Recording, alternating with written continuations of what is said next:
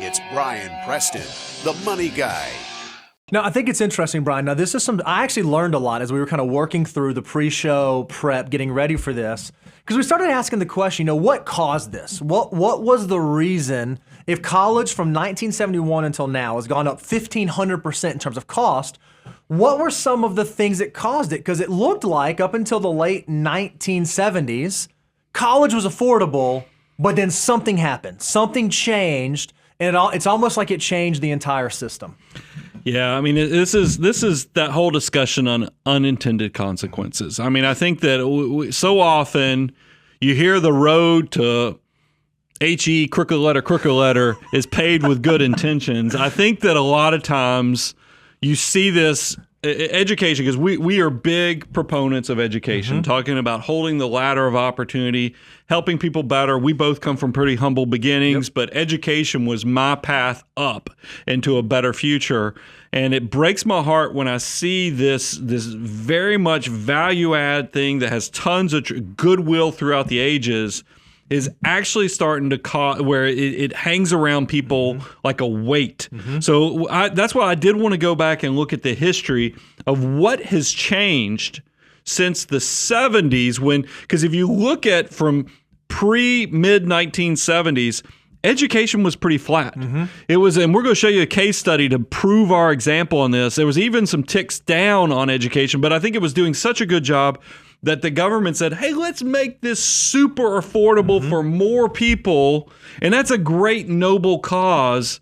But what happened? And we actually have done the research on this. And for every dollar that the government has pumped into education, it looks like there's an unintended consequence with it. Yeah, so there was actually a piece of legislation that happened, and I think this was in the late 70s, 1978, called the Middle Income Student Assistance Act. And what it basically did is it brought onto the scene this idea of financial aid to help students pay to go to college. It was relatively inexistent prior to that. So more and more students with the change in legislation became eligible for student aid and ways to help them pay to go to college, which in theory sounds like a great thing, right? You want your students to be able to go to college. You want to open the door so that more people can get and do that. But here is the problem. You already alluded to this, Brian.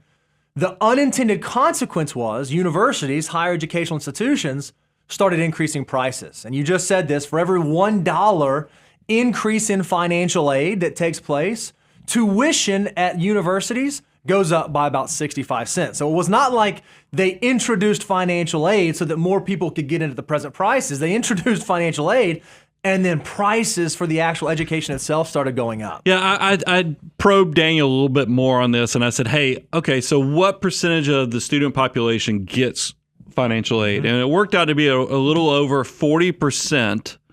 But if you think about it, so 40% gets $1 of aid from the government, but 100% of the student population just absorbs this 65 cents on every dollar. So this got very expensive very quickly. And a lot of you are you're like, I don't know if I buy into this. So we actually have the data. We wanted to kind of go a deep dive on this because this is a big thing to say. You don't see this covered in the press.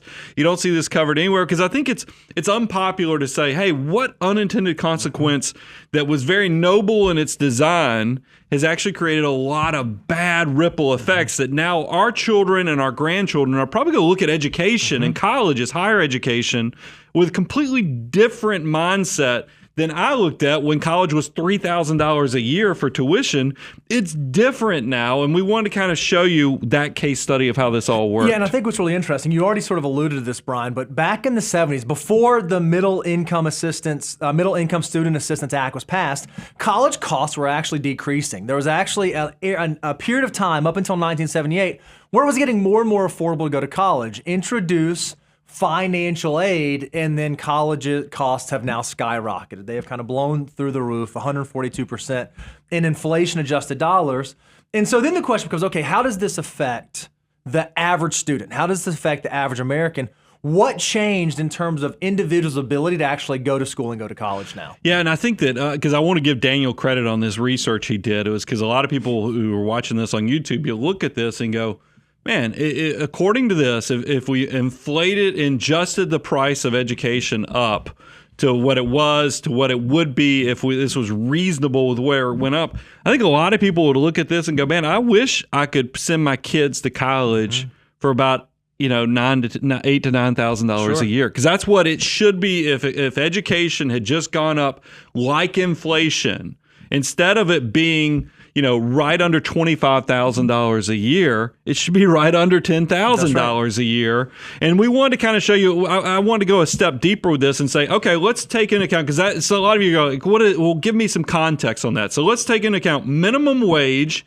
How much of a minimum wage job would you have to work back in the 70s to pay for college versus where we are now? And it's going to shock you what we found. Yeah, in 1978, a student earning the minimum wage, which in 1978, Brian, you remember 78, minimum wage was $2.65 an hour. They would need to work 15 and a half hours per week to pay for college, right? So that's a part-time job. It's not a full work week. It's less than half of a full-time work week. So there was this idea that theoretically you could go to school and you could have a part-time job and you could pay your way through school. Well, fast forward now, in 2021, a student earning the minimum wage at the time of $7.25 would need to work 60 hours a week to pay for college. No longer a part-time job, even more than a full-time job. So something has changed to where this thing that was attainable, that someone who maybe didn't come from wealthy parents, didn't have a strong background,